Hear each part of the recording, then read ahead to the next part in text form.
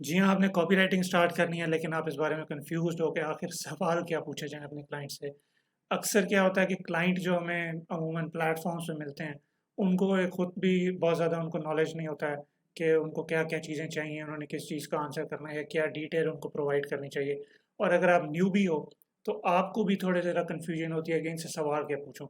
और मैंने ये नोटिस किया है कि अक्सर न्यूबीज़ जो हैं वो सवाल पूछने से उनको बहुत डर लगता है, पता नहीं क्यों?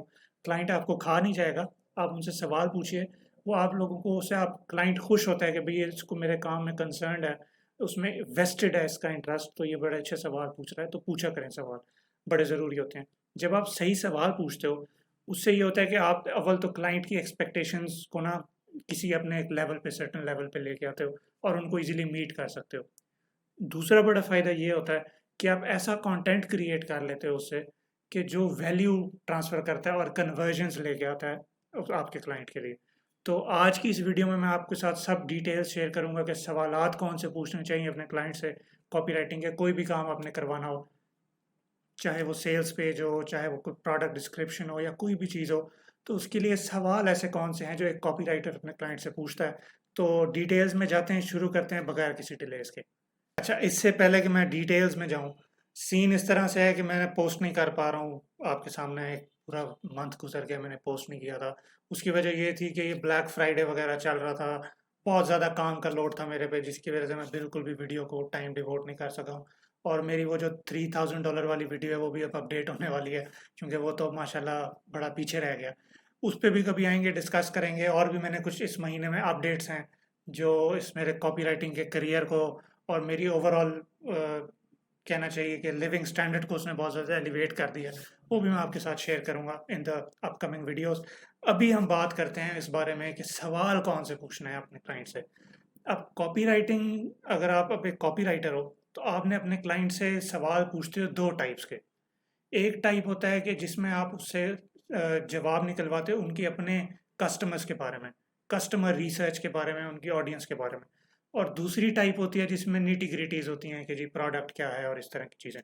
तो हम पहले शुरू करते हैं उन सवालात से जो कि कस्टमर के लिए पूछे जाने, यानी उनकी टारगेट ऑडियंस के लिए।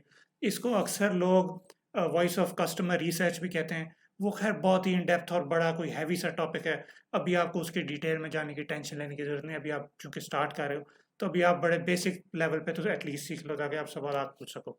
तो ये वो वाले क्वेश्चंस होते हैं, वॉइस ऑफ कस्टमर रिसर्च वाले जो सवालात होते हैं, जो किसी भी कॉपी में इमोशंस, कॉल टू एक्शन की को बेहतर बनाते हैं, रीडर्स के साथ ज़्यादा कनेक्ट करते हैं, उनको एंटाइज़ करते हैं, उनके पेन पॉइंट्स को टारगेट करते हैं। ये सवाल अगर आप पूछते हो अपने क्लाइंट से, वॉइस ऑफ कस्टमर रिसर्च से रिलेटेड वाले, तो आप बेहतर तरह से अपनी कॉपी को इमोशनली एंगेजिंग बना सकते हो।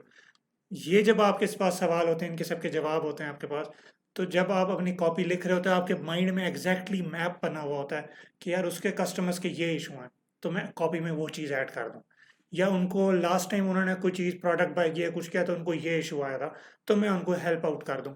थ्रू आउट कॉपी में उसको मेंशन कर दूँ, उनको टीज़ कर दूँ। तो ये वो जब आप ये सारे सवालात की बेसिस पे कॉपी लिखते हो, तो उससे ये फ़ायदा होता है कि जब आप रीडर पढ़ता है उसको, तो उसको ये फ़ील जाती है कि यार ये तो बिल्कुल एग्ज़ैक्टली मेरी सिचुएशन है। ये तो बिल्कुल मेरे बारे में लिखा हुआ है। तब उनकी जो बाइंग की ख़्वाहिशात हैं वो बहुत ज़्यादा इंक्रीज़ हो जाती हैं और वो परचेज़ कर लेते हैं। अब जो भी कस्टमर से related why, how, what, when, where, इस तरह के जो सवाल है ना, ये वाले सवाल कस्टमर से ओरिएंटेड जब होते हैं, तो वो वॉइस ऑफ कस्टमर रिसर्च में मैं उनको इस टाइम ऐड कर रहा हूँ। हालाँकि ये बहुत बड़ा ब्रॉड टॉपिक है, इसकी डिटेल में अभी ना जाओ, अभी चिल करो। और इसकी एग्ज़ाम्पल मैं आपको देता हूँ, जो कल्ट ऑफ कॉपी के जो एडमिन हैं, कॉलिन। कॉलिन ने शेयर की थी ये इमेज। ये आप लोगों को मैं ग्रुप में मेरे आप आ जाओ, वहाँ पे मैंने ये शेयर कर दी हुई है, तो वो आप वहाँ से ले लेना इसको। इसमें 2 पार्ट्स हैं। पहला पार्ट है जो आपने कस्टमर से सवाल पूछना है, दूसरा पार्ट है जो आपने खुद जवाब देना है। अभी आपको इतनी डिटेल में जाने की ज़रूरत नहीं है कि आप खुद भी जवाब लिखो बैठे अपने। दोगे तो ऑब्वियसली आप अच्छा लिख सकोगे, बहुत अच्छा लिख सकोगे, आपको फ़ायदा होगा। लेकिन अभी आप बस पहले पार्ट पे फ़ोकस करो जो फर्स्ट हाफ है उसका, जिसमें उसने कस्टमर से जो आज पूछना है, अपने क्लाइंट से जो सवाल पूछने हैं, उनके बारे में लिखा हुआ है। उससे उनको अपने क्लाइंट के बारे में, उसकी टारगेट ऑडियंस के बारे में बहुत अच्छी इन्फॉर्मेशन मिलती है। तो ये सवाल आप पूछ सकते हो, वो आप ग्रुप में से आप आके मेरे से ले लो। सेकेंडली, जो दूसरा टियर है सवालात का, ये निटी-ग्रिटीज़ को डील कर रहा होता है, जिनके बगैर आप कॉपी नहीं लिख सकते हो। अगर पहले आपने फॉर इंस्टेंस कि आपने पहले वाला जो सेक्शन है उसके सवाल आपने सारे पूछ लिए, जवाब आपके पास आ गए। आपने जब उसकी बेस पे कॉपी लिखोगे, तो वो सिर्फ़ इमोशंस और बातें होंगी और उसमें कोई टेंजिबल चीज़ नहीं होगी। जो दूसरे वाले सवालात हैं, जब इनके जवाब आपके पास होंगे तो आप दोनों को मिक्स कर सकते हो। आप ऐसी चीज़ बना सकते हो जो इमोशनली एंगेजिंग भी हो और जो एक टेंजिबल सर्विस या ऑफ़र भी दे रही हो।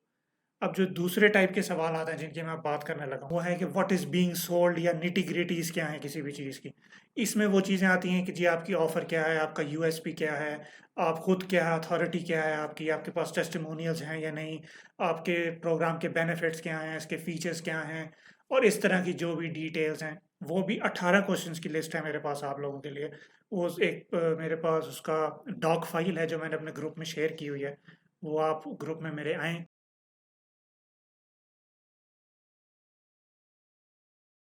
ग्रुप का लिंक नीचे इसमें डिस्क्रिप्शन में मौजूद है, उसमें आओ, आके ये दोनों चीज़ें आप लोगों को वहाँ पे ईज़िली मिल जाएँगी। अब ये 18 क्वेश्चन्स हैं, अब ज़ाहिर है यार, अब 18 सवाल अभी इस स्टेज पे जिस पे आप हो, अगर आप न्यूबी हो, तो आपको 18 सवाल पूछने की ज़रूरत नहीं है। आपको 18 सवाल पूछने की ज़रूरत नहीं है अगर आप न्यूबी हो। आप ये कर सकते हो कि मैंने इस जो भी फ़ाइल शेयर की हुई है, इसमें मैंने जो इम्पोर्टेंट मस्ट आस्क क्वेश्चन्स हैं, वो मैंने रेड कर दिए हैं, उसको हाइलाइट कर दिया। आप सिर्फ़ वो सवाल पूछो और बाकी ऑडियंस वाले सवाल भी, उन सारे सवाल वो भी पूछने की ज़रूरत नहीं है। उनमें से कोई मेन सवालात हैं जो आपको लगता है कि जिनका जवाब आपके पास होना चाहिए, वो पूछ लें। इससे क्या होगा कि आपके पास दोनों का बड़ा अच्छा कॉम्बिनेशन आ जाएगा। आप ऐसा कंटेंट लिख सकोगे कि जो कि आपके क्लाइंट को भी पसंद आएगा और वो ऐसा कंटेंट होगा जो कि कन्वर्जन्स भी ला के देगा उसको। तो ये सब गेम है। ये 2 टाइप्स होते हैं सवालों की। अब ये सवाल मैं आपको मेरे ग्रुप से आपको ईज़िली मिल जाएँगे। मैं अगेन माज़रत चाहता हूँ, मैंने बड़े अरसे बाद वीडियो बनाई है, ये 5th वीडियो है इस सीरीज़, और अभी और भी मैं आप लोगों को वैल्यूएबल इन्फॉर्मेशन, जैसे हम सीरीज़ को कंटिन्यू करें करता रहूँगा। मेरे ग्रुप को जॉइन करें, वहाँ पे मैं सेशंस करने लग गया हूँ दोबारा, क्योंकि मैंने 1 महीने का ये ब्रेक लिया था, उसके बाद आई एम बैक अगेन। तो वो सेशंस हो रहे हैं। इसको ग्रुप को जॉइन करो, सवाल सारे वहाँ पे मौजूद हैं, आपको कोई टेंशन लेने की ज़रूरत नहीं है, खुद बनाने की ज़रूरत नहीं है। वो बस उनको as it is copy paste करें और बिस्मिल्लाह करें, क्लाइंट्स पकड़ें। ठीक हो गया? See you soon. Thank you so much for your time.